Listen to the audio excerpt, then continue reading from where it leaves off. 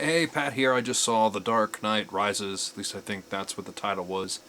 No, I'm super late to the party. Didn't get a chance to see it. Finally had a chance to see it. Just got home. And I do have to say, the first thing that comes to mind is, wouldn't it have been really funny? Like, absolutely hysterical, amazing, awesome, if Batman had fallen through the ice in that one scene. Like, what was his plan? I've put a bunch of gasoline in the shape of a bat on a bridge, and then at this moment, hopefully Gordon and his men won't fall through the ice, but because I'm Batman, I'm not gonna fall through the ice. They can light a flare. I'm gonna be all like, ah. That scene was silly.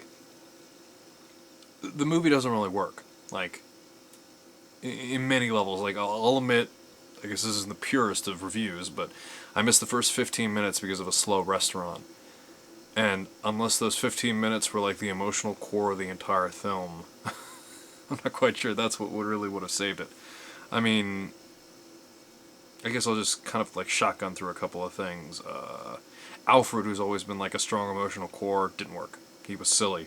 Like, that whole scene was terribly written between him. It's like, what if there was possibly, maybe, could have been, if there was ipso facto possibly a letter written by Rachel that maybe I ipso facto could have possibly maybe sort of tear burned.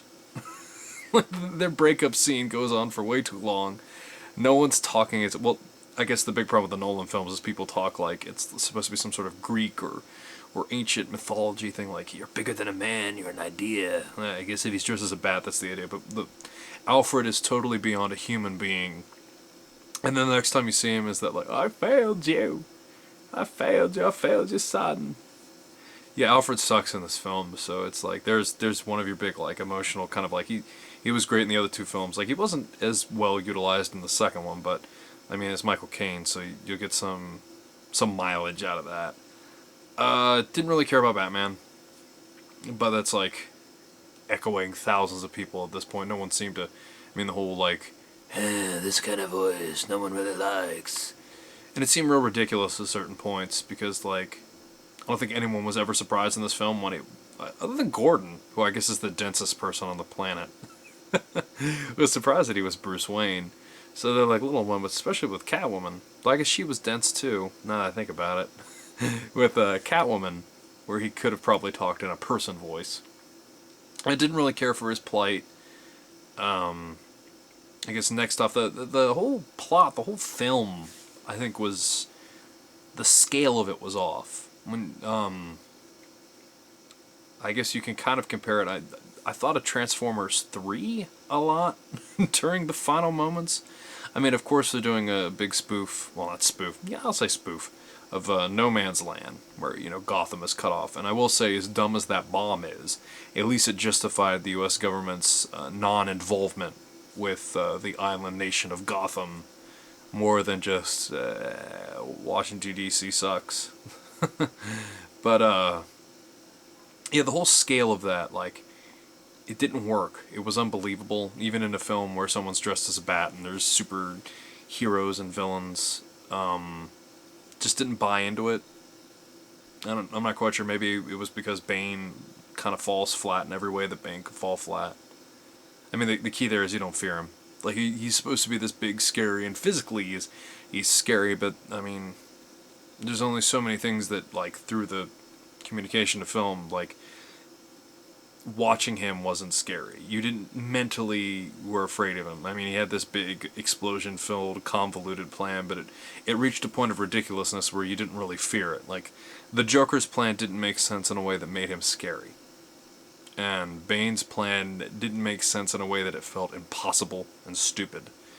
And because you didn't fear Bane, you didn't respect Bane, any of those rousing speeches he gave were just total snorefests. And that just kind of, it just fell flat. Like the siege of Gotham, his speeches, every that kind of stuff, just, it felt weird, felt off. The whole time skip too, like the 6 months or so, the half a year that Batman spends in that hole was silly and stupid. It's also odd that the only time you could really get a good like feel for what Bane was saying is when he held that microphone up to his microphone in the football stadium.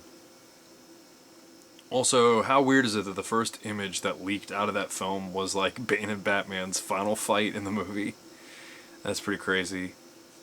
Oh, talk about bad call twos. When the old cop sees Batman and he's like, "Oh, you're in for a treat, kid," and they're all quoting The Dark Knight Returns. Like, how stupid is that in this world where all of the cops are like hero pledging Bane and Batman is like the great and mighty Satan? That anyone, like, doesn't that guy just come off as senile and stupid? Unless, like, he was the one cop that knew. He and Gordon knew, man. Oh, that was so goofy. Trying to think if there's anything else that didn't work, because there were a few things I did like about the film.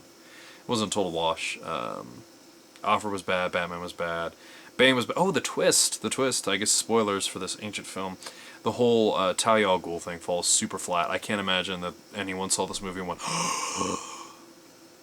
I mean, they kind of gave some hints. Like, I kind of figured it from the Talia angle, just in general, that he'd have a daughter. But the whole thing when the guy's like, "Why am I not the CEO of Wayne Enterprises?" and Bane was all like, "Ah, the plan is going according to plan. Popcorn, popcorn." It always seemed like he was saying popcorn to me.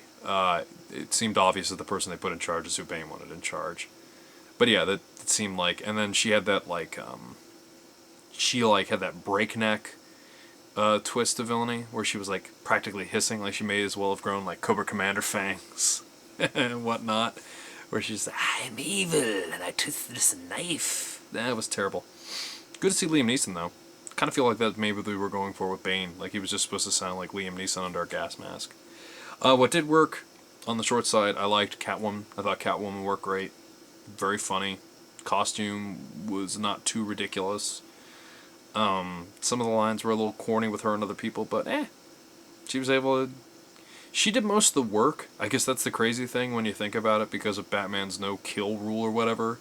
During that final chase, she takes out like what 3 tumblers, while Batman's like, "I'm not gonna get hit by missiles. I'm gonna fly around." Like she does a bulk of the work because of his no kill rule. Ends up saving the day at the end too. And Joseph Gordon-Levitt, Blake's thing, because he actually did damn detective work.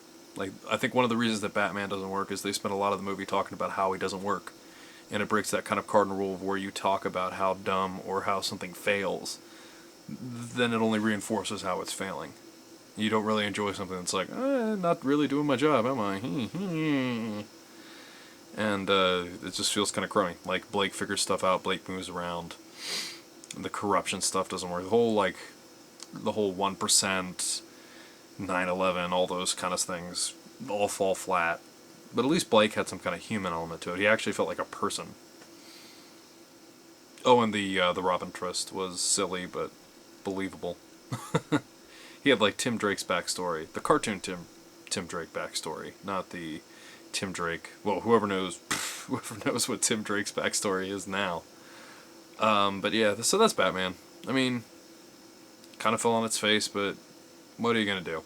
What you gonna do? Wait for the next superhero movie, I suppose. See ya.